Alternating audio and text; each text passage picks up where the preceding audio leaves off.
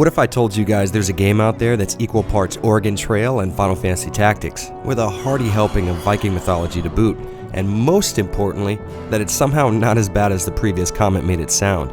Well, prepare to take up arms and push back the dredge. I'm Jared, and this is Avalanche Reviews.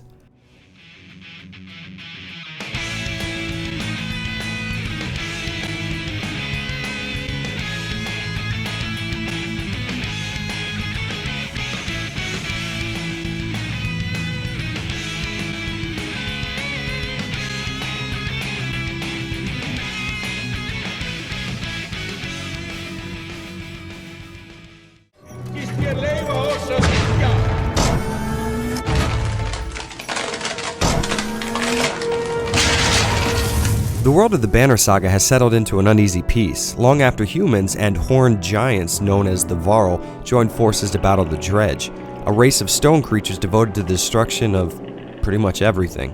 Long after this bloody conflict, the two races have learned to get along, more or less.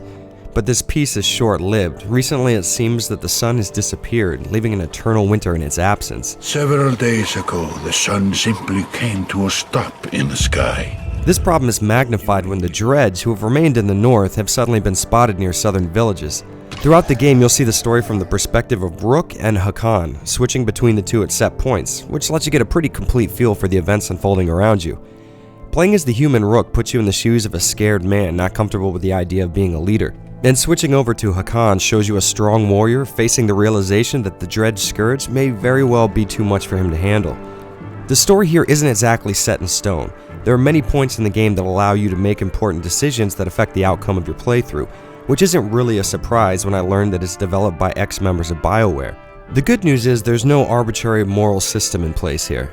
There are no clear-cut good or evil decisions to make. Mostly you'll just be trying to decide which option is the most beneficial for you and your traveling banner.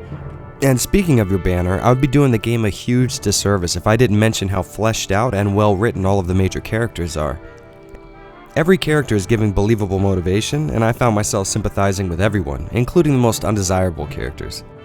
While it is refreshing to see solid character writing in a game, this pales in comparison to the world the game's set in. Every location on the map has a name, a history, and an explanation. Approaching a new city, landmark, or outpost is followed by an insanely well-written description, and even the people's religious belief system has been thoroughly fleshed out. The Banner Saga's story is easily one of the best and most detailed experiences that modern gaming has to offer. Fans of expansive worlds and well-crafted lore need look no further. This game is exactly what you've been waiting for.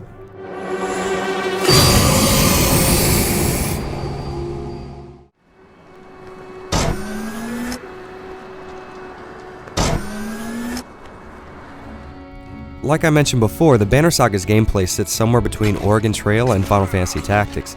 And when I say that, I don't mean that certain aspects of it vaguely resemble an old PC edutainment game in some desperate attempt at a joke.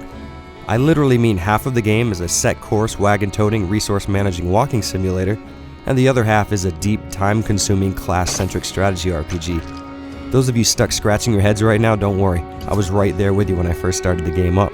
But it all strangely comes together and eventually had me glued to my computer for hours at a time.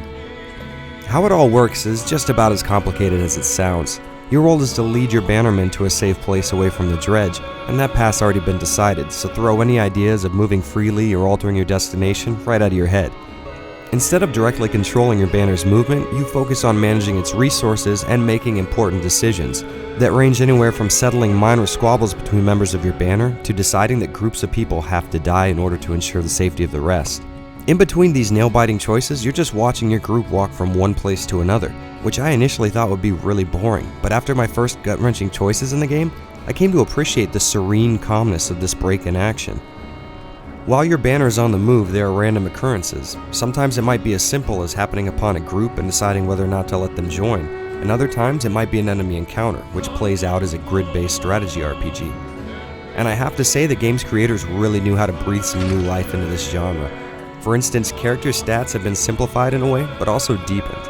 Instead of having a myriad of statistics like HP, strength, defense, agility, and so on, your warriors only have two main attributes, strength and defense. Your strength plays double duty as both your hit points and your attack power, and in a weird change of pace, your defense is given its own meter, as you can attack either of these two.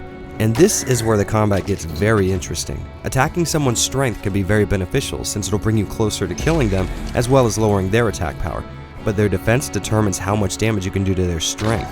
This makes turn-based fights crazy intricate as each action is broken down into micro decisions on either weakening their defenses or going straight for their strength and risk hitting them for less. Instead of a permadeath system, fallen characters have to rest a specific amount of days or suffer a reduction in strength. You also have to be careful when promoting your characters to higher ranks, as this costs you the same currency that you use to buy food for your banner. Just about everything in the game runs on this risk versus reward dynamic, and there are no right or wrong moves to make. Whether it's making your fighters stronger or deciding how long to rest, each choice you make can have both positive and negative outcomes, making for some truly thought-provoking situations. I can't tell you how stressful it is getting down to your last day's worth of supplies and being just a stone's throw away from the next trading post. The Banner Saga is a strange mashup of two even stranger play mechanics, but either despite this fact or because of it, I can guarantee you this will be one of the most memorable experiences you've had in a long time.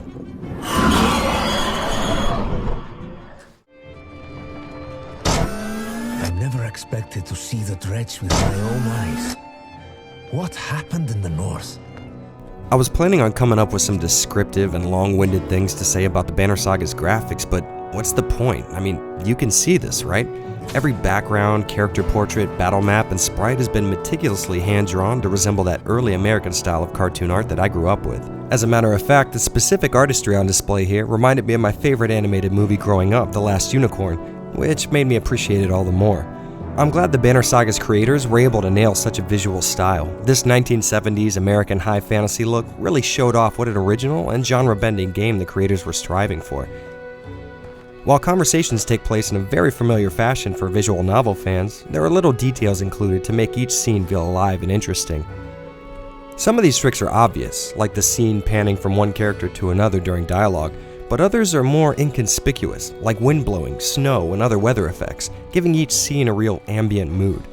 In the indie scene, it's common for a game to pick a more low-res and retro aesthetic, but I'm glad the Banner Saga has shown developers that the 16-bit sprite isn't the only effective trick when trying for an original look. If anything, let this game's visual style be your reason for playing. Every new location and encounter will hold a beauty that's often lost in our modern 3D releases. From beginning to end, the Banner Saga has some of the prettiest and most effective art I've seen in a long time, and in my opinion is without a doubt worth the price of entry all on its own.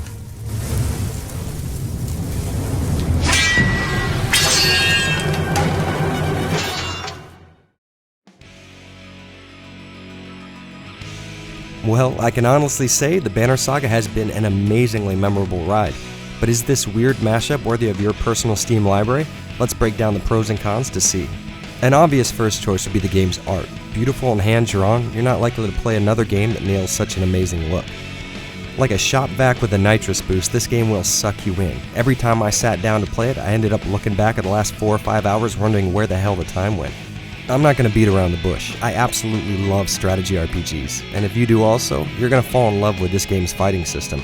Every move you make has weight to it, and mistakes on the battlefield are met with harsh punishment. The Banner Saga uses a Viking mythos to stand out from its fantasy peers, and stand out it does. Getting to hear the voice actors pronounce such an interesting accent and hearing about the world's many gods had me glued to this experience. Okay, now let's take a look at the parts of the game that I didn't like too much. P.S. There aren't many. This wasn't much of a downside for me, but I did have to restart a good number of fights due to some harsh enemy AI. But in the game's defense, you can change the battle difficulty on the fly, and it has no effect on your ending. But you try telling that to my manly gamer pride. Just be aware you're walking into a very fair, crazy difficult RPG. The ending I got was sort of abrupt and left many questions unanswered, and if we're being honest here, most of that stemmed from me not wanting the fun to stop. Be forewarned, it is very likely that you will have the desire to replay this game almost immediately after finishing it. Okay, so I think it's pretty clear where I stand on this game. The Banner Saga is a masterpiece and deserves a spot in everyone's digital game collection. The strange mishmash of seemingly random elements in the game have come together to form something truly greater than the sum of its parts. And I have to say, I'm always in favor of spreading a little tactical RPG love around the modern gaming scene. Well guys, that's it for me, but I will be back soon, so as usual, I'm Jared.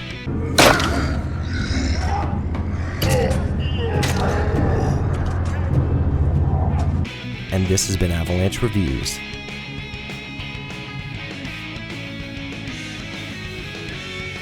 Well guys, that's another episode of Avalanche Reviews in the books. Now if you like what you saw, you can click that subscribe button to stay updated on my future content.